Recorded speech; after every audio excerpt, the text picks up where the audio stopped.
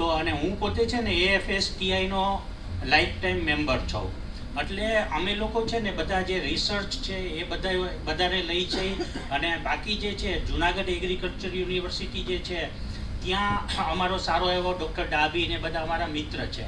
તો કહેવાનો મતલબ કે એ જે સાયન્ટિસ્ટ લોકો છે એ જે રિસર્ચ કરીને અને જે ડેટા લે છે એ ડેટાનો ઉપયોગ કરીને અને કંપનીની અંદર ફેક્ટરી કેમ લગાડવી અને એનું પ્રોડક્શન કેમ કરવું. જેમ કે બહાર છે, તમે બહાર મારી પોતાની જ કંપની છે બિટકિટ, એ તમે જોયું હશે બ્રાન્ડ. તો એ બધી જે છે એને કોમર્શિયલ વેમાં લઈ જવાનું અમારું કામ.